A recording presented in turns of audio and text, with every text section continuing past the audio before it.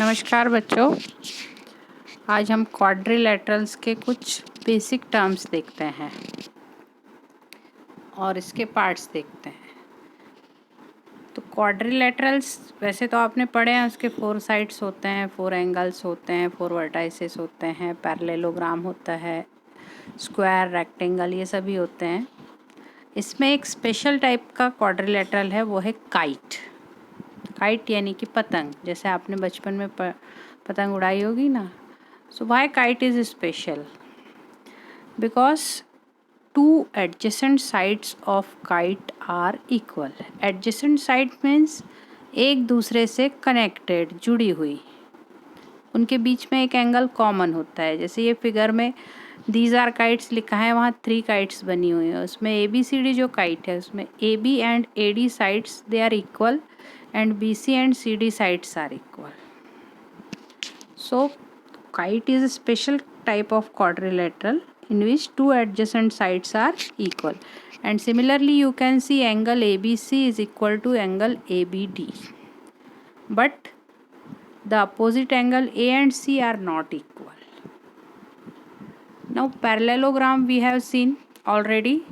Opposite sides are parallel and equal in length. Similarly opposite angles are also equal. Then adjacent angle means एक side के दोनों और बनने वाले angle, वो adjacent angle. They are supplementary means their sum is 180 degree. Then diagonals bisect each other. इन्हें diagonals जो होते हैं वो एक दूसरे को कट करते हैं और इक्वल पार्ट में डिवाइड करते हैं। Okay, Next, this is the mind map of quadrilateral. It include all the things. See, first thing, parts of quadrilateral: 4 sides, 4 angles, 4 vertices and 2 diagonals. Then parallelogram is a special type of quadrilateral in which, see here figure, AC and BD are diagonals and they bisect, means AO is equal to OC, OB equal to OD. Then special type of parallelogram are square, rectangle and rhombus. ये क्यों special है? क्योंकि square, rectangle और rhombus इन सभी में opposite sides parallel होती हैं, इक्वल होती, इसलिए ये पैरेललोग्राम ही कहलाते हैं। Now kite we have discuss just now, 2 adjacent sides are equal, 1 pair of opposite angle is equal. Similarly one more special type of quadrilateral is trapezium. Trapezium में 2 sides parallel है, means 1 pair of side is parallel and other 2 sides are not parallel. See this green color parallel trapezium you can see. Now next exercise 3.3. Here you can see AB and DC, they are opposite sides, and AD and BC are opposite sides. So you have to fill in the blanks by watching this. Just see the figure and fill. Angle DCB is equal to angle BAD. Similarly, diagonals bisect each other, that's why OC equal to OA. And these 2 angles are supplementary angles in fourth, A and B, A and D. They are also supplementary, that's why their sum is 180. Now next question. First figure you can see X and Z, they are opposite angles. Similarly Y and this 100, they are opposite angles, so Y will be 100 and Z plus 100 is equal to 180 because they are adjacent angles. So from here also you can find out Z. So Z will be 80. Similarly X will also be 80 because they are opposite angles. So this way also possible, another way is also possible. जो भी property आपको लगाना है कैसे भी कर सकते हैं। x plus 100 is equal to 180 लेंगे तो भी आंसर आ जाएगा, z plus 100 is equal to 180 लेंगे तो भी आंसर आ जाएगा, और x is equal to z आएगा तो दोनों तरफ से वैल्यू सेम आएगी। या फिर क्वाड्रिलेटरल की प्रॉपर्टी लेके करेंगे तो भी आ जाएगा। सम ऑफ ऑल 4 एंगल्स इज 360। यहाँ पर इस तरीके से किया हुआ है। Now second figure you can see x and z are corresponding angles, so they will be equal क्योंकि parallel sides हैं parallelogram की. Similarly x plus 50 is equal to 180 and z plus 50 is equal to 180. क्यों ऐसा होगा? x plus 50 is equal to 180 इसलिए होगा कि because they are the adjacent angles of parallelogram, they are supplementary. So x will be 130, z will be 130 and y is also 130 क्योंकि x और y opposite angle है इसलिए वो equal होंगे और x और z करस्पॉन्डिंग एंगल है इसलिए वो इक्वल होंगे. Now next is third figure. Here you can see opposite to x right angle is given. That means x and this right angle they are vertically opposite angle. तो x की measure हो जाएगी 90 degree. One angle is given 30 degree. तो 90 plus 30 plus y is equal to 180 क्योंकि triangle के तीनों angle का सम 180 होता है. So like this you can find out y very easily. That is 60 degree. Now y and z they are alternate interior angle so they are equal. Now next y is equal to 80 because opposite angles of parallelogram are equal. Similarly z is also 80 because they are corresponding angles. Now x plus 80 is equal to 180 because supplementary angles are adjacent angles are supplementary. So x you will get 100. Now fourth figure you can see already 112 degree. You can find out very easily opposite angle of will be 112, that is y 112 degree. So it's very easy to solve this. Now can a quadrilateral ABCD be a parallelogram? Now in ABCD one side will be AB, other will be BC, next will be CD and last will be DA. आप figure भी बना सकते हो एक parallelogram की इस question में. अब यहाँ पर दिया है B एंड D, तो B और D ये अपोजिट एंगल्स होंगे. तो अपोजिट एंगल का सम अगर 180 है तो वो हो सकते हैं अगर B और D इक्वल है तभी हो सकते हैं, क्योंकि अगर 90 का हो तभी ये सिचुएशन पॉसिबल है. दूसरे केस में ऐसा पॉसिबल नहीं है. तो if it is a rectangle then sum of opposite angle is 180 and they are equal. तो कुछ केस में हो सकता है, कुछ केस में ये नहीं हो सकता. तो यहाँ यस लिखा है, but in other cases other than rectangle possible नहीं है. Now A B is equal to D C, ये अपोजिट साइड तो इक्वल है लेकिन ए डी और B C opposite sides equal नहीं है, इसलिए ये पैरेललोग्राम नहीं हो सकता.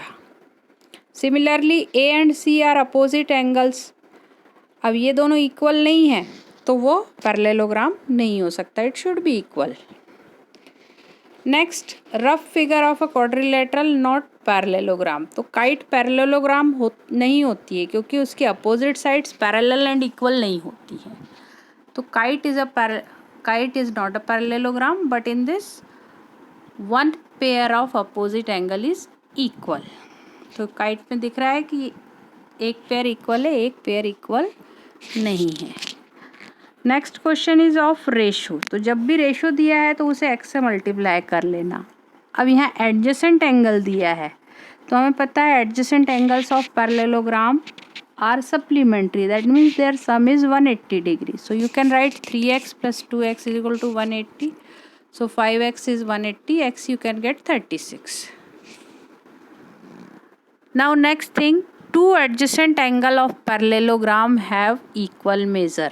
ये MCQ में भी आता है. जिस पैरेललोग्राम के एडजेसेंट एंगल इक्वल मेज़र के होते हैं वो जनरली रेक्टेंगल होता है या स्क्वायर होता है, क्योंकि एंगल 90 के होंगे तभी वो उनकी सम 180 होगी. तो इट्स वेरी इजी क्वेश्चन और generally it is asked in MCQ. Now hope is a parallelogram. This figure you can C H angle बना है Z + 40 से. ठीक है। एंड HO अगर हम एक लाइन कंसीडर करें तो O एंगल एक स्ट्रेट एंगल है, तो 70 और O का हाफ पार्ट X होगा, क्योंकि X और अपोजिट एंगल O इक्वल होंगे। तो X + 70 = 180 लिख सकते हैं आप। तो X you can get 110 degree. Now you got X. Now how to find Y? Y you can see they are alternate interior angles, so Y will be 40. Very easily you can find out Y also. तो X Y निकल गया। अब Z आप आसानी से निकाल सकते हैं। For Z you have to find one more angle, that is H. H आप कैसे निकाल सकते हैं? EHO और EPO ये दोनों एंगल इक्वल हैं, ठीक है। सो Z + 40, तो Y 40 आ गया है, तो Z की वैल्यू आप इजीली निकाल सकते हैं। ये अगर ट्रायंगल POH देखते हैं आप, तो Z + Y + 110, Y की वैल्यू आपके पास है 40, 110, तो ये दोनों मिलके हो जाएंगे 150, तो Z will be 30. Next, now guns and runs are parallelogram. So this gun parallelogram, opposite sides are equal, so you can write 3y = 26, so y will be 9. Now 3x = 18, so x will be 6. Similarly, in second question, diagonals bisect each other, so you can write y + 7 = 20, so y will be 13, and x + y = 16, so x will be 3. Now here two parallelogram are between same parallels. तो same parallel है, इसलिए आपको थोड़ा ध्यान से देखना है। पहले पैरेललोग्राम देखिए, रिस्क RISK, इसका अपोजिट एंगल यहाँ I दिख रहा है, तो ये 120 का है, तो ये भी 120 का होगा। देन R एंगल आप इजीली निकाल सकते हैं, ये 120 का होगा, तो ये 60 का होगा, क्योंकि R and I angles are supplementary.